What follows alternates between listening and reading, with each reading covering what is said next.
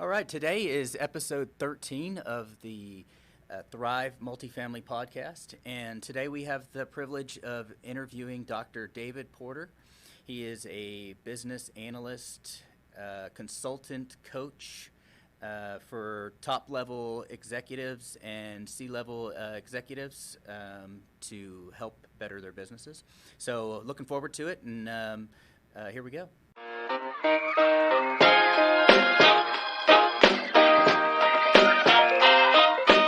Today we have somebody who's a dear friend of mine, Dr. David Porter, and I'm going to allow him to introduce himself and what he is and all of that. But as we've gone through this podcast and as we've shown you multifamily through different avenues, through different vendors and lenders and syndicators and all of that, we want to bring some more business stuff to you. And so you'll see over the next few weeks, we're going to be talking about business, not only the business of multifamily, but business in general. And so we thought that would introduce you to a good friend of mine and what he does in the business realm, how he's helped me in my business and how he helps others. So Dan and I are here to introduce Dr. David Porter. David, tell us a little bit about yourself and who you are and what you stand for, I guess. Man, I appreciate the invite, and I'm glad to meet you guys here. I get the privilege of working with highly talented people, and I've been able to do it for 25 plus years. But early on, I worked in leadership-intensive communities and different places that worked its way into nonprofits. It worked its way into for-profits, and it worked into the entrepreneurial space. And then I guess I finally went out on my own, and now I get to help highly talented people take it to the next level. Okay. Awesome. I love it. Yeah, so in full disclosure, David and I just had the opportunity to meet. So I'm as new to David as everyone else is. So I want to know what you do. Red Dot Group. What is Red Dot Group, and what are you involved in? Absolutely. So if you went to the mall, right, and you and I are going to meet for lunch maybe, and I told you to meet me at the Applebee's, and you get to the mall and you don't know where Applebee's is, you're going to go to the information desk and you're going to look for the big marquee and you're going to look for Applebee's and you're going to find it on the marquee, and then you're going to look for the red dot that says you are here, and all of a sudden you know where you are and where you want to go. That's what I do for people. I help you figure out where you're trying to get to, help you figure out where you are right now, and help you craft a plan to get there. That's a cool name. I like that. Yeah, I had the privilege of when David was starting his business, he ran the name across me, and I'm like, I don't understand Red Dot Group, and so he explained it to me just as he explained it to us, and I went, that's brilliant. I mean, well, and it's just easy enough to explain that you can explain it in a short sentence, and people can get it. So that's cool. Yeah. No, it's very, very cool.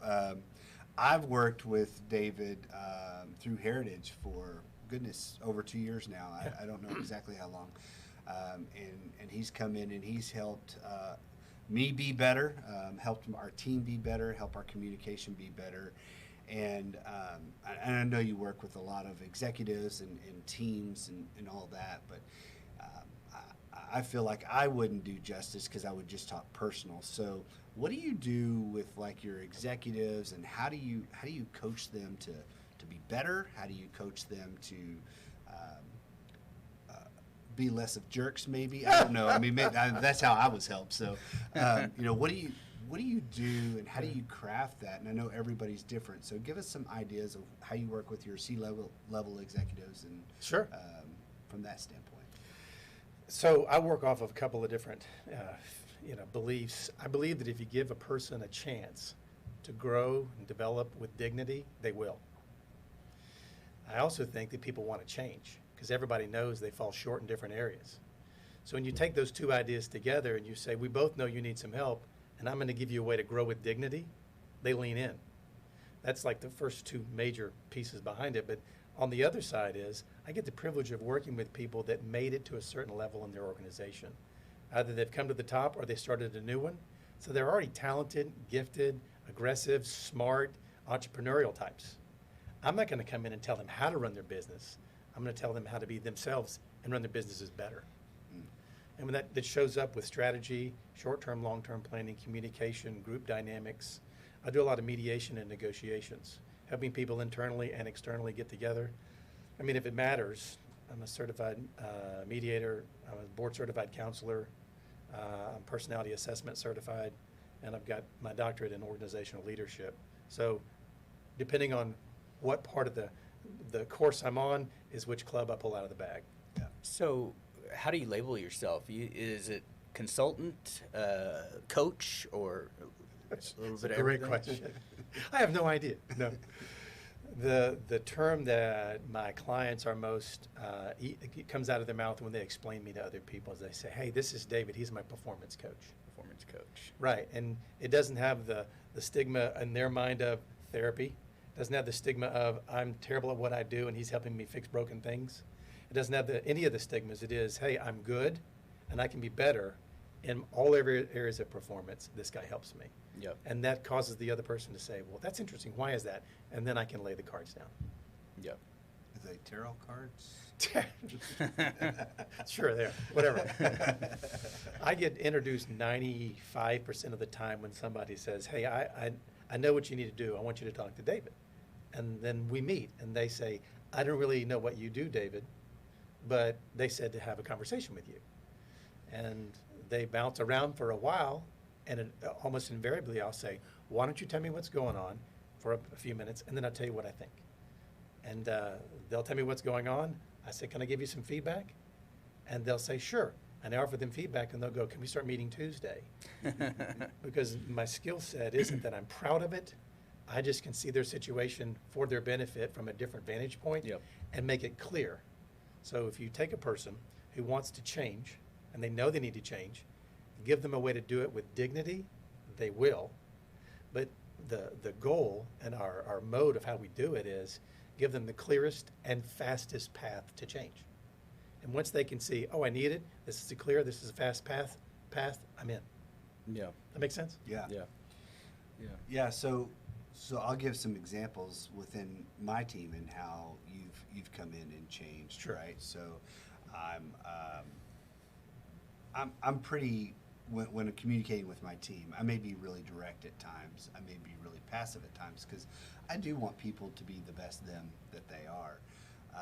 But when I'm less emotional and more direct, it may be a little offensive, maybe at times. So I had been communicating. We were going through a real busy season, and I had stopped being more caring and more direct in more of my communication, and realized at a time that, man, maybe I don't need to be because I feel like everybody's mad at me all the time, right? Sure. And so David came in, and we sat down and we talked about. We did an evaluation. You call it a personality evaluation. I don't know. It's a map assessment. We've got about 5 assessments we use. Okay, so it's a map assessment, and he really told me some things about myself that I didn't really know, some things I knew, and it was all really spot on. And then he did it to my whole team, and then he laid them across each other. And when he laid them across each other on this graph or chart, really, he's like, you communicate this way, and they hear things this way, and there's your real problem. And identifying that was a key component of my communication being better, right? So, I mean, it helped me and my wife. It helped me and my kids. I mean, across the board, knowing how you communicate, where you think you're doing it one way, but how it comes across and communicates to, or people receive it, is completely different. Mm. So it changed the dynamic greatly in my business. And so even when you don't think you need help, right? Well, it's my business. I do what I want, right? It's you have a team of people. If you're leading right, you have a team of people that you're leading, right? As my old friend and pastor used to say, my old pastor used to say, if you're not leading people, if people aren't following you, you're just going for a walk. And I was going for a walk. That's right. Without my team behind me, and I needed my team to be successful. And so that really has been impactful to Heritage and part of our success story. So it's awesome. So with that, I wanted to kind of give you a little prep on that, on how it's really affected us as a business and why we continue to work with David today. It wasn't a once and done. It's a continual process. It is. You can't fix and upgrade the kind of things that you want quickly, but investing of the time is worth it. I mean, most people think that communication is what you're telling people. Yeah. And communication is really what they're hearing. Yeah. And when you can help a person unlock their ability to speak so that other people can hear, their world changes. They all of a sudden see colors and sounds that they've never seen. And they can take ownership of being a better leader as opposed to just being frustrated that other people can't hear them. Right. And your team did that. Your whole team did that. Yeah. And guys, call me from the field and pull the map assessment out of their bag on the job site and call me and go, dude, I just went over this again, and I'm talking to this guy, and we're working it out. It's because of this piece of paper you gave me. Yeah. So satisfying. Yeah, it's very cool. Yeah, that's been an interesting experience over the years, growing in businesses. Early on, learning how to communicate properly and well. Yeah. So early on in business, I was scared to say the hard things sometimes. Yeah. It came to letting somebody go or whatever. Right. Even if it was for the good of the company, and good for the good of everyone Right, else, right. it has to be done. It was a hard thing, or telling people different things in business, and turning people down when they want to do things for you or whatever. It's been hard, but I learned attack things head on and be very direct, and it's the best way to avoid confusion, frustration for me. Like if I don't communicate my point well enough, and then they don't understand because I didn't communicate it well Yeah, enough, and right. then I get frustrated, or they get frustrated because we're Yeah. not on the same, we don't understand each other. So. Absolutely. Most people communicate and relate, in my experience over the years. They communicate with other people based on what they learned early and what worked first. Yeah.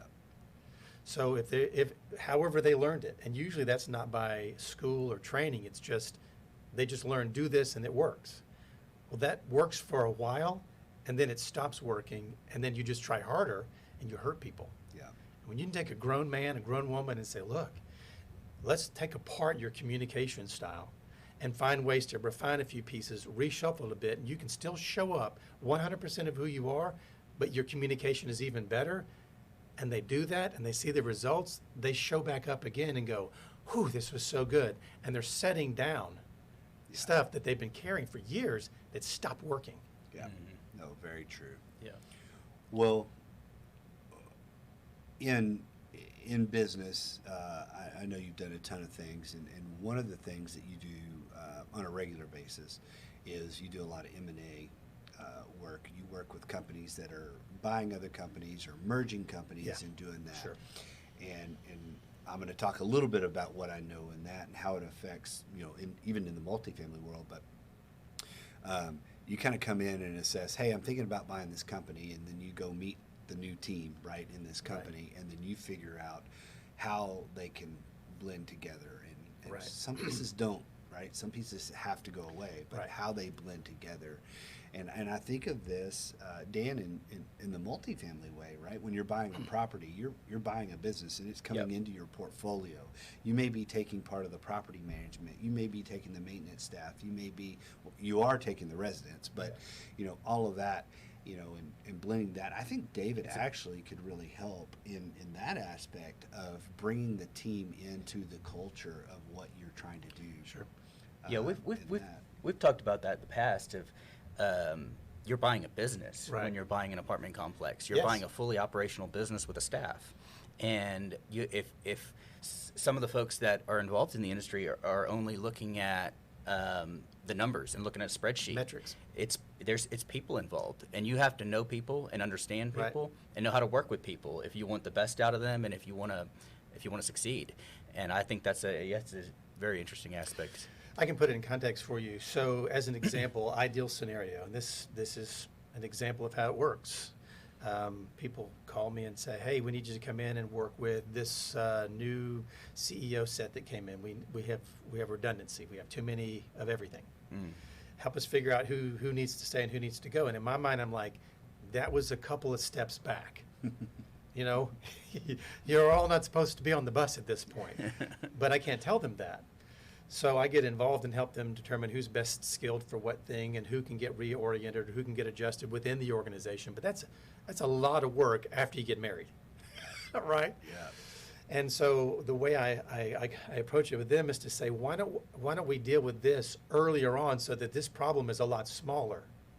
And so they'll bring me in. So an example of that is they'll bring me in. The way ideally it works is that I'll meet the company or the people, the personnel, when they're talking about getting purchased. Yeah. And so it's like, consider SEAL Team 6 showing up and they're going to take a building. You got one guy watching ridge line, you got one guy watching the rear, you got one guy blowing the door, you got two guys taking out insurgents or whatever you got. Everybody's got their job, but nobody on usually the M&As is watching the back of house stuff. Yeah. They're watching the ledger, the head count, the metrics, and they're wanting to see how long can we hold it and how long can we take it till we roll it up and sell it. They're looking at all of that in-game stuff, and they're not looking at who's in the seats. And that's where the drama gets in and blows everything up. So ideal scenario is I get involved early on during the M&A process to get the other team who's getting acquired and merged in and siphoned out and moved on, whoever stays, is getting them through the mental change process of this is happening, this is how I can be a part, this is what I like, this is the new thing that I can do. And when they move into the new environment, it's not, oh, what are we doing again? Because that's when the drama shows up. Now, I'm not like drama as in like crazy, but as in unmet expectations show up later. Yeah. So getting me involved earlier, helping them with change management, personality assessment, team dynamics, helping with the back channels of, yeah, this guy, he's great. This guy is an absolute, he's going to hurt people if somebody doesn't help him change his style. He doesn't fit the new culture. So we need to get him on a redemption track so that he can fit in later, or he's going to bounce off later. Yeah. Does that make sense? Perfect sense. It's helping them make a good business transaction by looking at the back of house cultural dynamics early on so that the most people make the transition possible because their dollars are based on not having overhead turnover. Yep. So we kind of talked a little bit already about how you approach teams to make them more productive, but do you base it all on like an assessment of folks that you do, and Sure. How's it work? Sure, I appreciate that. We have 5 different assessments that we use, and they are temperament, personality kind of dynamics. They're developed proprietary for us by psychologists, vetted out in the field, used by psychologists, and we own them.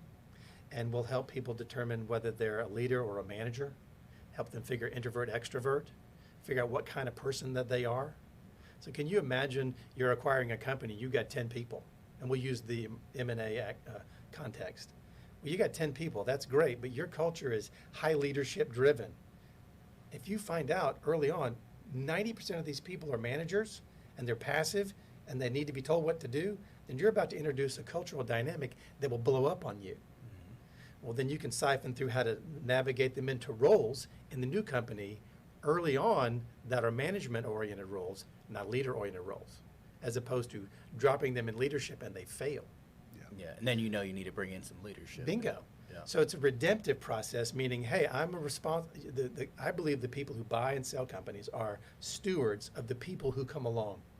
Meaning if they're under the umbrella of that company, I'm going to be the best steward of that person, their family, their income, as long as they're under my sphere of influence. And if they have to leave, I can sleep at night because I can say I did the best I could for them and their families. Yep. And that's my partnership with the companies. Yep.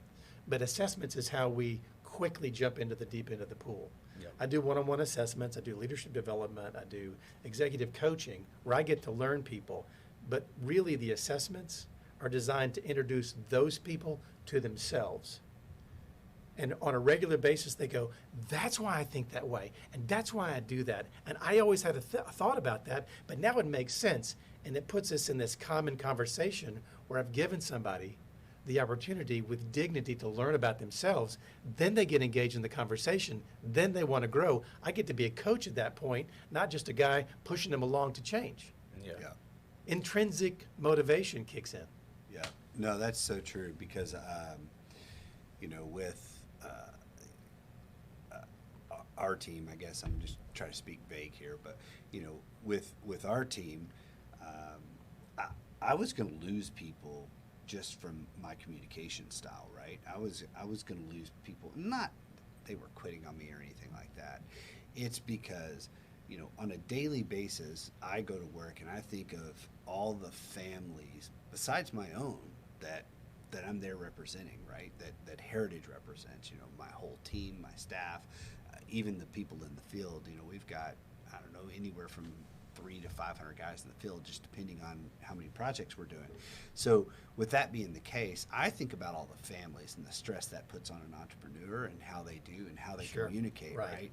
And people that aren't leaders, that are managers, I'm not saying project managers, just in general, Right. They don't think about the leadership side of it, the additional stress that puts on you and how you operate. And so they just think this guy's a jerk, this guy's doing Right. this and doing Right. that. And this guy's, all he's thinking about is all the families he has to take care of.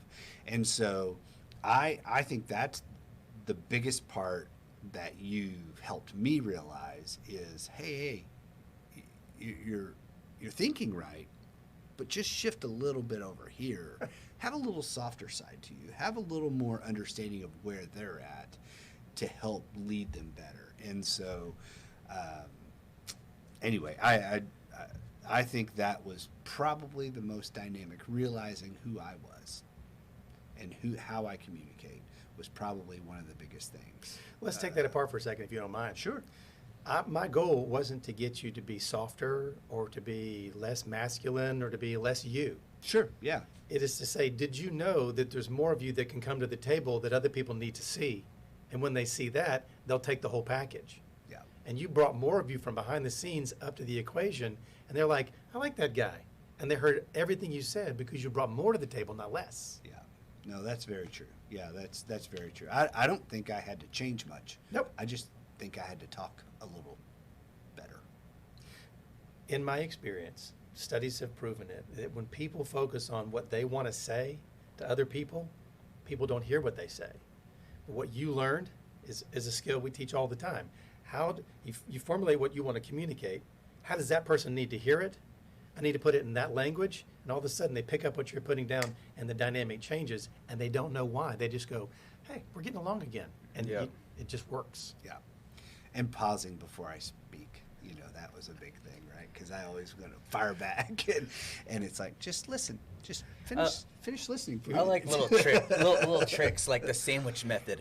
If you have to deliver bad news, say something really nice. Hey, you're Right. you're a great person, but you suck, and this is why.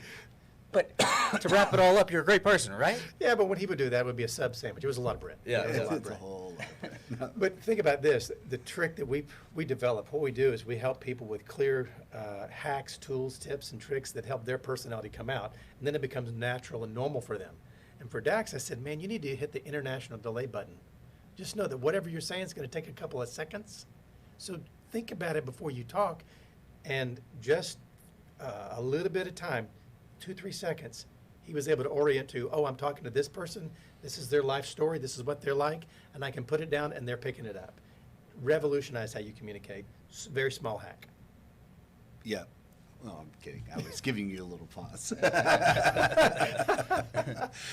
So, David, we've talked about, your M&A work. We've talked about how you've affected, our business, how you can do, C-level executives and coach them up. What are some, I'm going to ask you for two really good examples, and don't use me this time. Funny stories, impactful stories Sure. that really bring home how you can really help somebody be more productive in their business and or help them make more money because now they understand themselves better. Sure. I appreciate you asking. When people ask me what I do, it depends on who I'm talking to, on how I answer the question. Yeah. And because what I do is not something you just go on the shelf and ask for. You don't just raise your hand and go, hey, I'm not a good communicator, or I have conflict issues, or I can't get along with my team, or there's dysfunction on my team, or I don't know who needs to stay on my team. Nobody worth their salt broadcasts that. Yeah. Because you got this far by being a leader. That's saying, maybe I don't know. So when they say, what do you do? I say, look, my job is to help people understand the way their mind thinks, the way their personalities work, and the way their skills show up so they can be the best. And then they're like, okay, I'm in. Because they realize it's development, not punitive. They're not in trouble. They're not bad. They can just be better. And when I can help people understand this is how my mind works, and this is how my personality works, and I can show up and be me and still be effective, they're in. They're in 100% immediately. But to your point, some of the fun stuff, it happens. So I had a gentleman that sat down with me, and he was told by some of his friends that knew me, hey, you need to meet with David. He's like, okay, fine. He sits down and literally goes, go ahead. I said, what? He goes, do the thing. I said, I'm sorry. He goes, yeah, I mean, they told me to meet with you, so, it's your dime, man. And he's dripping all this cash because he's a big dog, right? And I said, I understand. And he said, go ahead. I go, well, it's really not a dog and pony show. Because at certain levels, they're sizing you up. Yep. And he wanted to play a game with me. And I wanted him to know, I don't play. I am what I am, and I'm truthful, and I'm honest. And I said, I got an idea, rather than the dog and pony show, because nobody tells these guys no. So he was like, basically, his face was like, you're telling me no. And you wanted me to hire you, and you're telling me no, that's not working for you. That's what his face was saying. But that's how it has to be. And I said, I've got an idea. Why don't you just tell me your situation, and after about 5 minutes, I'll tell you what I think, and you can tell me if I have enough insight to maybe help you. And he goes, great. He sits back like, your funeral, man. And he goes on for about 5 minutes, and I said, excuse me, and he goes, I'm not done yet. I go, I think I've got enough to kind of start off. He goes, really? Huh, go ahead. I said, I think your primary issue in your business is this. I think your secondary issue is this. I think the real problem is over here with these particular people because of these particular things. I look up, and he's on his phone, like on his phone. And I said, do you need me to wait? Like, you're on your phone. He goes, oh, no, I'm just looking to see when we're going to start. Can you do Tuesday at 10 o'clock? Because he saw I didn't play. I wasn't toying with him, and that I could tell him what I thought about his world without putting him down. Yeah. And he realized, oh, this guy is an ally for my best, not a guy who's going to tell me I'm wrong. Bam. And I get to do that all day long. So that's funny. My favorite story, is that what you're asking Yep. for? Guy calls me up, and he is ripping off the handle, foul-mouthed mad in his car, screaming at whoever was in his car. And he goes, he just calls me Porter. He goes, Porter, I am so blank mad at this blank, and I just need you to, tell me what, help me. I said, man, it sounds like you're a little frustrated. He goes, yeah. I said, what do you need? He goes, I need you to help me figure this out because I'm too mad to figure it out. I said, all right. I said, why don't you think of this, what's our goal, where you headed? And I walked him through a way to think it out loud with himself so he could go into the next meeting prepared to make good choices. And he goes, all right, that helps. Man, I appreciate it. All right, click. Okay. 10 minutes later, I get a phone call. It's his admin. David, this is so-and-so's admin. And I said, yeah. She said, can you be at the office tomorrow at 10 o'clock? I said, yeah, what's going on? She goes, don't know, just called. Asked if you'd be there. I said, sure, not a problem. I show up. I walk in the room, president's standing there, and he goes, man, I'm glad you're here. I am so effing mad, and he just goes off again. I'm like, okay, but he's not mad at me. And he goes, so who? And he points to the door, and the other guy that he's been talking about walks in the room. And he goes, remember the meeting you told me about? And I go, yeah. He goes, we're having it right now. I'm like, okay. And he starts trying to talk, and he finally goes, he gets really quiet, and he goes, I'm too mad. I'm going to say something I shouldn't. You've helped me see that. And I need this to happen, but I'm not ready for it. And I said, okay. what do you need from me? He said, the meeting's yours. I said, I'm sorry? He said, take the meeting. You got a $20 million a year guy sitting there telling me he's so frustrated that he can't communicate what's on his mind, and he's self-aware enough to know he's going to hurt somebody. And we built up trust. And he hands me the reins and says, just handle this meeting for me.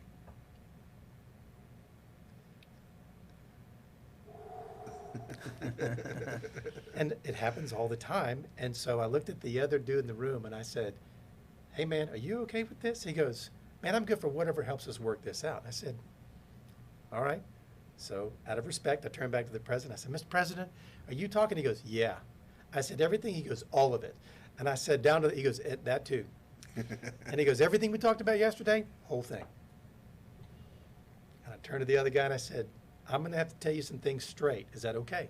He said, yeah, because I'd been meeting with that guy too. So I built trust, got permission to tell him the truth directly. And he goes, yeah, man, tell me what's going on.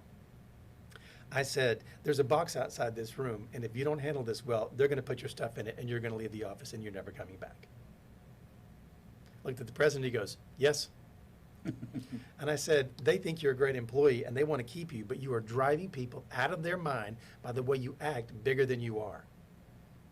Mr. President, yes. And the guy's just sitting there staring at me, and I said, but he wants you to know that if you and I work on a plan to get you right-sized back in the game, you get to stay and you get to thrive here. But this is the last stop on the bus. Mr. President, he goes, yes. So I turned to him and I said, what do you want to do? He said, let's work together. Still work at the same company. That dude is still there. My point is, I get the privilege of getting into the deep end of the pool where it gets really ugly and gnarly and messed up, and help people not hurt themselves, not to hurt the organization, and bring them their best efforts to the occasion so they can thrive. To me, the pain is worth the gain. And on the other side, they're better people, organization is better, they've learned something about themselves, and they're better at home too. Yeah. So that's funny, but it's not funny. Yeah, yeah, no, Yeah. exactly. And I think that's a true picture of who you are and how you've helped, several people. It's an honor to do it.